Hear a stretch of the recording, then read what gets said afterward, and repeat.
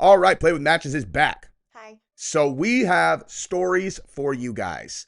Lots of bad behavior from men, and then the I don't know, whatever, like the women who support them or the women who attack them, whatever. Okay. So Luigi Mangione had just pled not guilty, and the women are out in I'm force. sorry. Who is this person? Gabrielle. Sorry. That actually, I like that actually. I like that you don't know Who is he's it? the one who shot the CEO of United Healthcare. Okay. And as much as you probably would not realize this because you are a sane person, he has become some kind of like symbol of like the best possible man to these women on the left. We're going to talk about how insane that is. That's like insane. it is absolutely unbelievable. And we're also going to talk about Shannon Sharpe because Shannon Sharpe has just come forward to tell like a pretty big detail here on this case that we'll get into. If you guys don't know what I'm talking about, I'll tell you in a second. He offered this woman $10 million to not go public with this, and she turned it down and sued him for 50. Okay. Jesus. So Shannon Sharpe, for those of you who don't know, and for Gabrielle, is an extraordinarily famous former NFL player, one of the best tight ends of all time. He's like in his he's like in his mid to late 50s now. Okay. But he had a two-year relationship with this girl, and she now has come out with guess what attorney? Tony Busby again. Yep. And she's suing him for rape and some other things, $50 million, okay? Goodness gracious. And there are some details that are very important here, okay? All right. So here's what he looks like, all right? And he is an ESPN commentator, and he was about to, he also had a podcast deal, and his podcast deal was going to expire within, I believe, 36 hours of when she filed this. And he already had lined up a $100 million deal with the next people. Everybody knew he was getting this deal. It was just a wait. And then they filed this $50 million lawsuit. Right in between them? No, 36 hours before he was out of that contract. He definitely got fired from ESPN. Don't know what the status of that $100 million deal is. Dang. Potentially gone. So here Tony is Busby's kind of the worst. Dude, he literally is just a stone opportunist now. Yeah. Like, just bottom line. And why would she turn down $10 million? Why do you guys think? Probably because Busby is all, well, what's my end of that? $2 million? Not enough. Now, let me tell you how we continue to put out such incredible content. And you should subscribe to our channel also, by the way. Now, this is the nootropic drink that we talked about in our other episode. And we had, I don't even know, a lot of people bought it. A lot of y'all. I got a lot of emails from people that are like, dude, you were not lying. This stuff is the bomb. And I was like, I told you, dude. It's so good. I told you. So if you guys are looking for a drink that's going to take you from like, I don't really feel good to like, let's do some work, son. That's exactly it. That's what it is. And it's natural and good for you too. It's exceptional. That's why I like it. And the link is in the description. Give it a try. If you guys hate it, I will have you on the show and you can tell me how much you hate it. Anyway. But not. No. You know, you're telling me this girl was offered $10 million and she's like, nah, you know, you're telling me that Busby didn't advise her not to take that money. Anyway, so basically this is her story. Okay. So they were together, you know, they met many times, you know, they had sex 1,000,000 times for 2 years. And she said that 1 million's a lot in 2 years, but okay. 3 separate incidents. Okay. He raped her brutally. Those are the words she used. Brutally raped her. Huh. The end of 2024 and at the beginning of 2025. Okay. Okay. So I asked the same question that Candace Owens did, which was, what?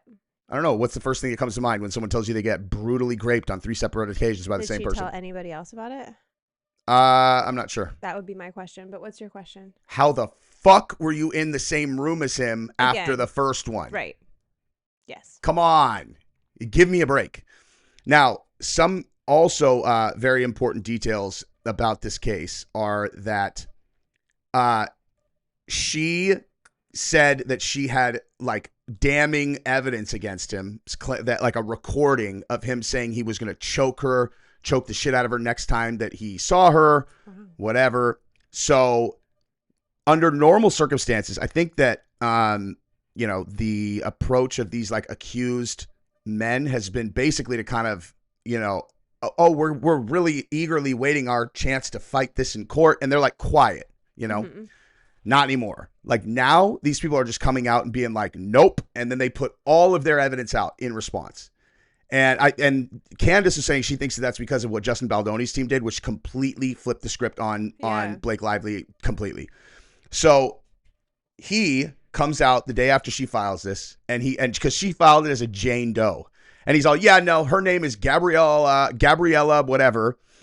Here are some text messages from her, right? And it's like, it literally says, I want you to put a dog collar on me next time, and then, you know, and then puck me like you blah, blah, blah, blah. You know, like just straight up, you know, like the kind of thing you'd be into, but you would never put in writing. On another one, she's like, I want your man gravy inside of me so that I can, I mean, it's just like, just dirty. Can we not say man gravy? That's what I read. Or she said, I'm sorry, baby gravy is what she said. I know, it's disgusting. Who would use that term? A skis. Who would, no, but honestly, it's like, why don't you just say like you know, like saying it like that makes it weird and gross. Just say like, there's plenty of dirty ways to say it that are like hot and normal. Yeah. Give me that baby gravy. Shut up. That's gross. Blech. Lady, you're gross. Anyway, so so this lawsuit is, as far as I can tell, absolute horseshit, right? Right. So she put out a recording of him saying, I'm going to choke you or whatever. And it was like, it's in the middle of a conversation. He doesn't even sound mad. Like she's all you're doing is blah. She's clearly trying to pick a fight with him. Yeah. And she's recording the call, you know? Yeah. So here's another thing.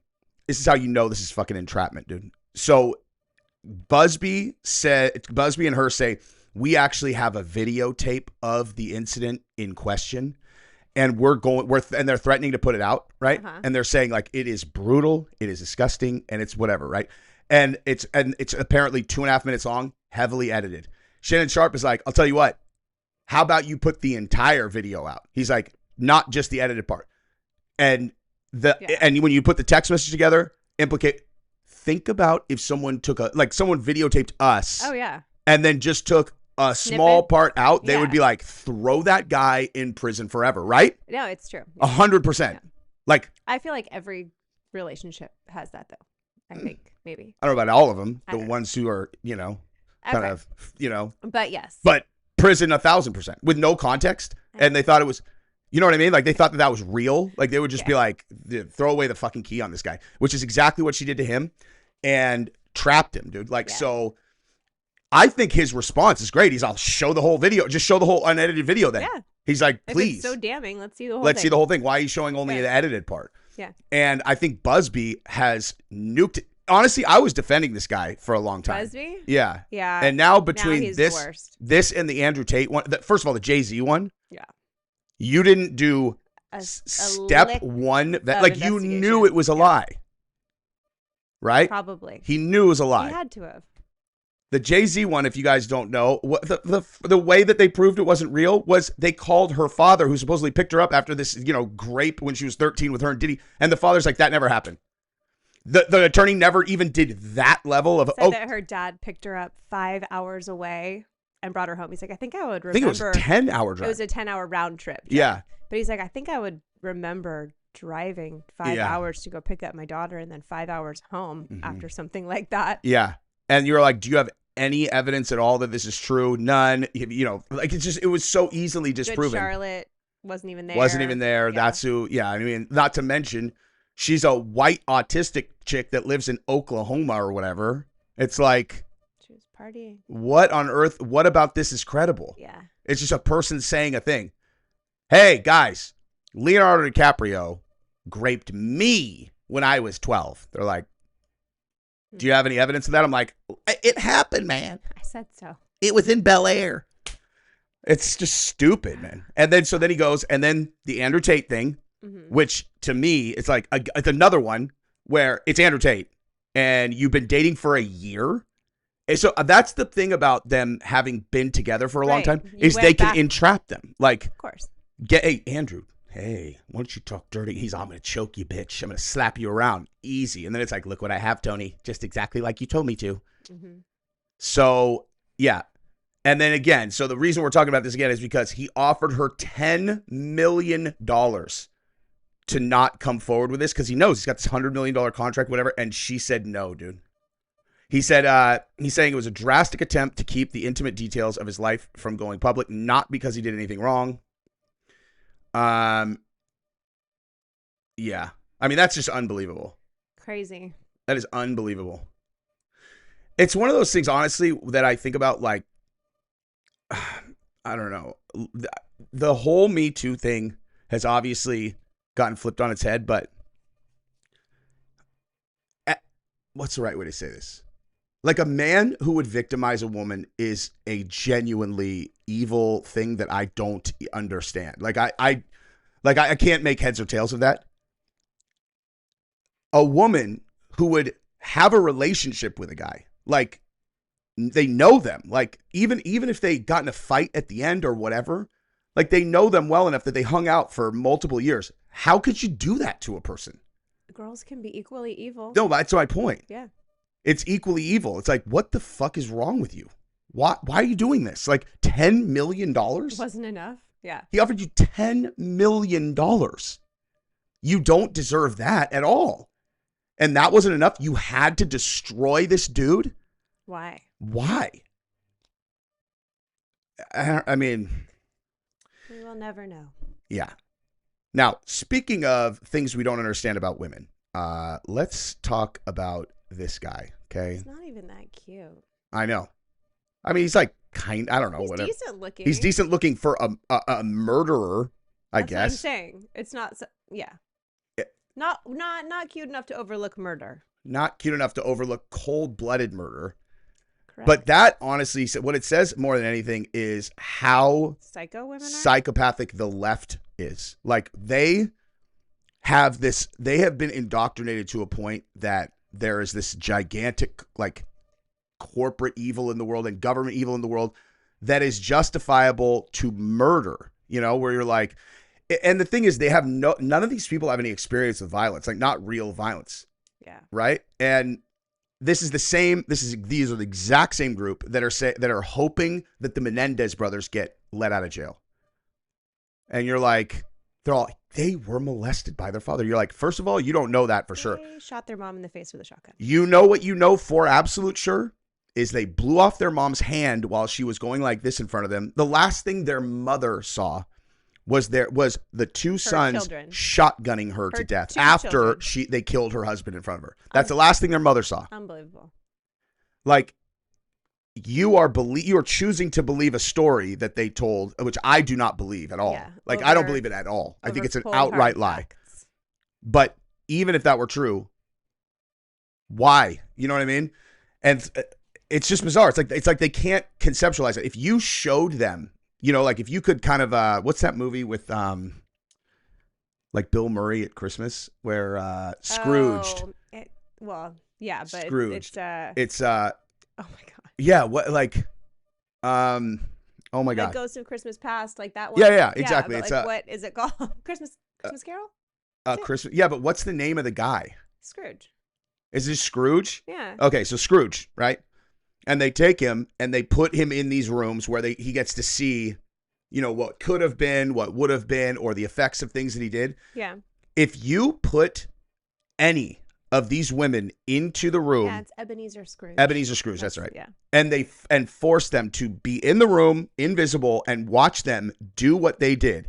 And then you go, what do you think, ladies? They would just be like, you know, like, it would shatter their brain. Like, they would be like, I cannot believe that I advocated for these guys. You're like, yeah, dude. It's like violence is not real to them or something.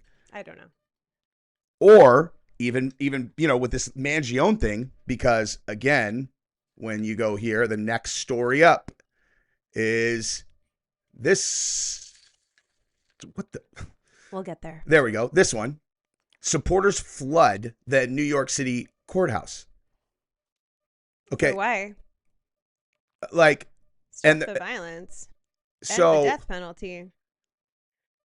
You know, what is that? No death for Luigi Mangione. I mean, I'm not worried about the death penalty, whatever, but a lot of these women are like these like swooners that love this guy, like Taylor the Red. Oh my God, actually, Oh my God.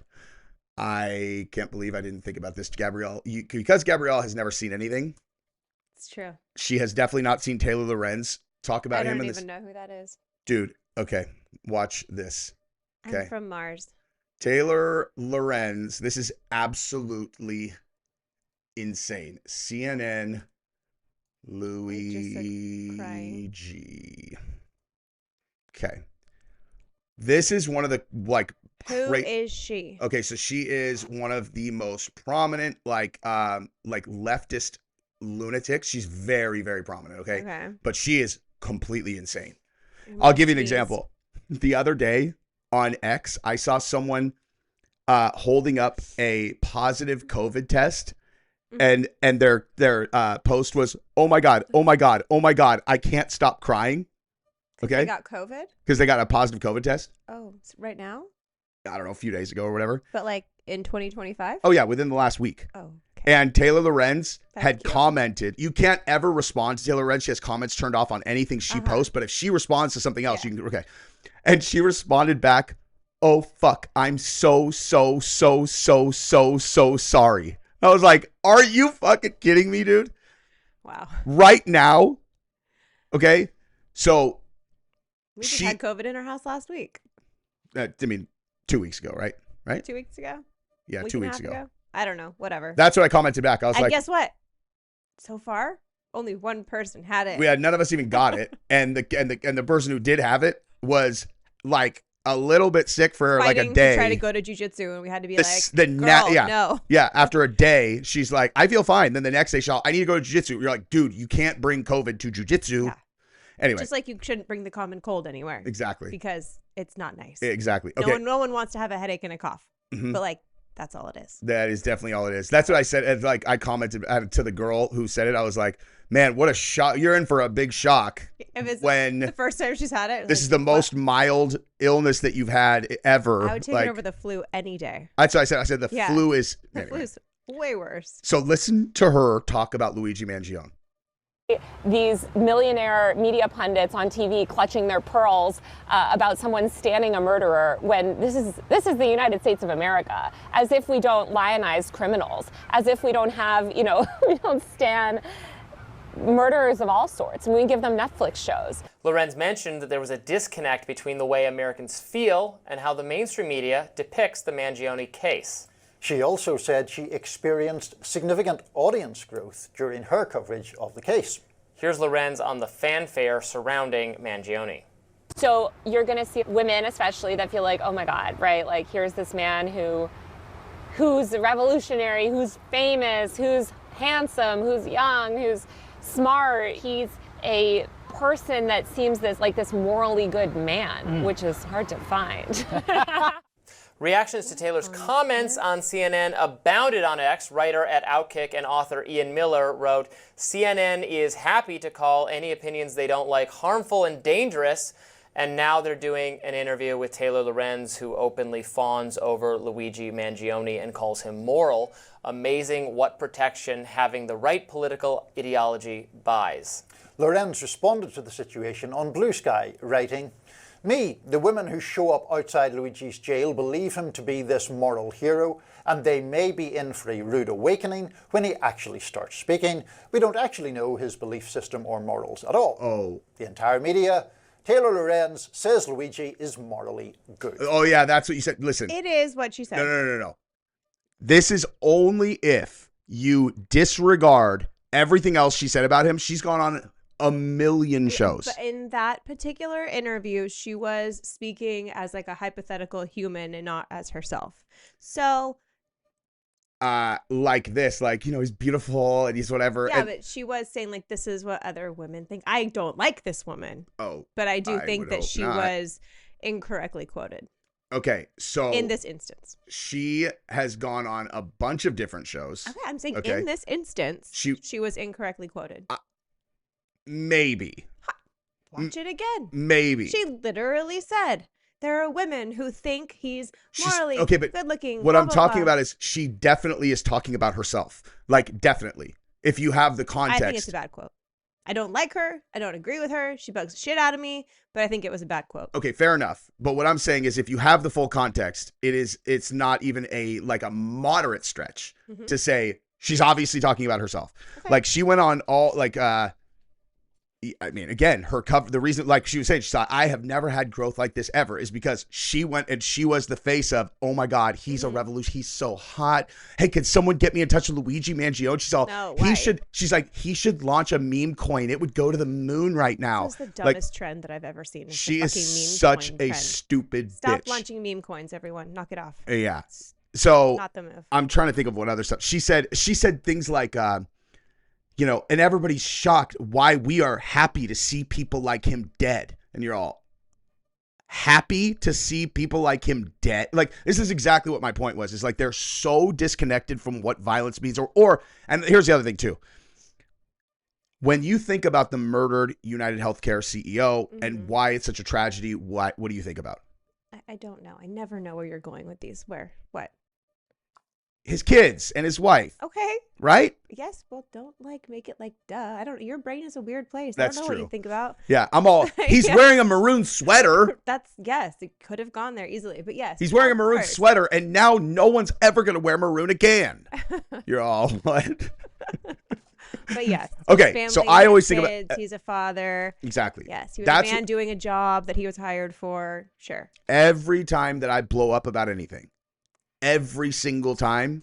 About well, that's not true. Every time I attack another creator, it's always over that.